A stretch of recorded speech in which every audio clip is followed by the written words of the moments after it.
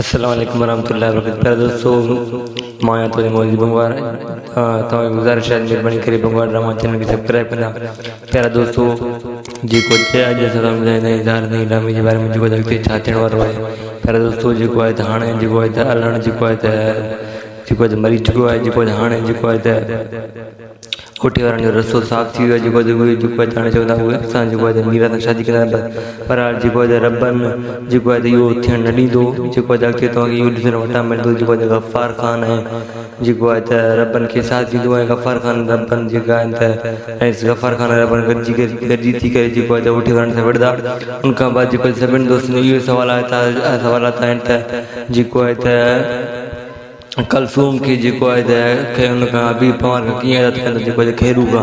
पर दोस्तों अॻिते तव्हांखे इहो ॾिसणु वटां मिलंदो जेको आहे त असांजे ख़्याल में असीं ड्रामे जे अंदाज़ में जेको ॾिसो जहिड़े हिसाब सां जेको आहे त तव्हांखे ॾिसणु वटां ईअं मिलंदो जेको आहे त अॻिते जेको आहे त गफ़ार ख़ान जेको आहे त ॻोठ खां जेको आहे त हुनखे निकारी ॾींदो, ओठी वारनि खे जेको आहे पंहिंजे ॻोठ खां निकारी ॾींदो।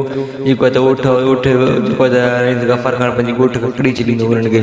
जेको आहे त कमाल ख़ान जेको आहे त हिकु नओं साज़िश रची रहियो आहे। साज़िश में जेको आहे त वरी जेको आहे त कमदार जी धीउ खे जेको आहे त हुन सां शादी कई, मतिलबु हुनखे फासाए मतिलबु हिकु कामयाबु शैतानी तरीक़े सां। पहिरियों दोस्तों उमेद आहे तव्हांखे मुंहिंजो वीडियो तमामु बहितरीनु लॻो आहे। तव्हांखे अॻिते इहो ॾिसणु वटां मिलंदो जेको आहे त तमामु जल्द जेको आहे त रबनि ऐं राणो जेको आहे त ओठी वारनि जे हिकु भाउ खे मतिलबु खंभे खणी वेंदा। इहो तमामु जल्द तव्हांखे ॾिसणु वटां मिलंदो बाक़ाइदे सां ऐं प्रूफ सां तव्हांखे ॾेखारींदासीं इंशाअल्लाह। जेको तव्हां अञा असांजे यूट्यूब चैनल खे न आहे सब्सक्राइब कयो, असांजे सिंधी ड्रामनि जे मालूमात चैनल खे ज़रूरु सब्सक्राइब कंदा। तव्हांखे तमामु बहितरीनु वीडियो मिलंदा रहंदा।